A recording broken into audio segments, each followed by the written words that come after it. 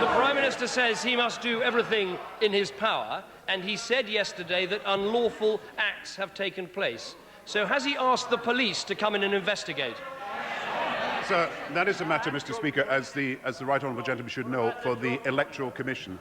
The Electoral Commission has announced an inquiry into this matter. We reported the matter to the Electoral Commission. We have told them that we are setting up two separate inquiries. The Electoral Commission will run an inquiry, and it is their decision as to whether the police are brought in. We are happy to cooperate in any way because, in my view, this is something that has got to be cleaned up in the interest of the whole of public life, and I am determined to take that action. The Prime Minister is wrong. This is not the exclusive competence of the Electoral Commission, and I'm asking him a simple question. If he thinks something unlawful has taken place, doesn't he have a duty to call in the police himself?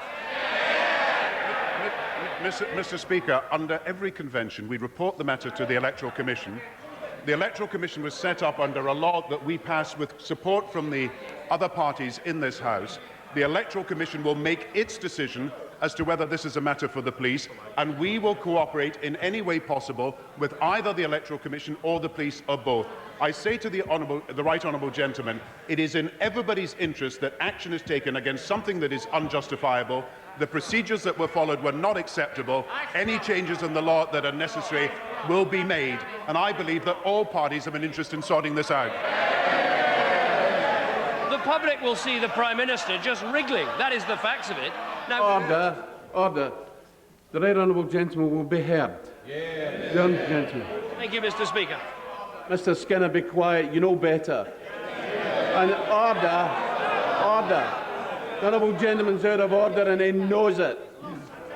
Order. I can hear. The honourable gentleman, the right honourable gentleman. Mr. Speaker, we learnt this morning that John Mendelsohn, someone who the Prime Minister himself appointed, knew for a month about a situation that the Prime Minister himself has called unlawful and unacceptable. How can that person possibly still be in post?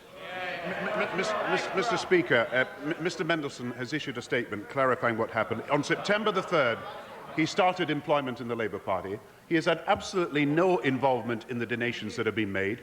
These donations have been happening for a period of 4 years before Mr. Mendelsohn took office. That is why the investigation that should take place is the one that I've set up internally in the Labour Party, the inquiry that will be led by Lord Harries and led by Lord McCluskey, a senior High Court judge and the retired Bishop of Oxford, and we will do everything in our power. Well, we will do everything in our power, as the terms of reference have said, everything in our power to show that the standards that will be followed in the future will be standards that will be acceptable in every area of public life.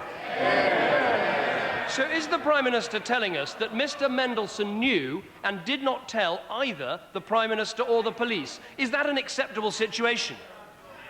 Mr. Mendelsohn says, if I can put the right honourable gentleman right, Mr. Mendelsohn says in his statement that has just been issued that he was led to understand by the General Secretary of the party that this had been cleared with the Electoral Commission, and that is the issue that was before him.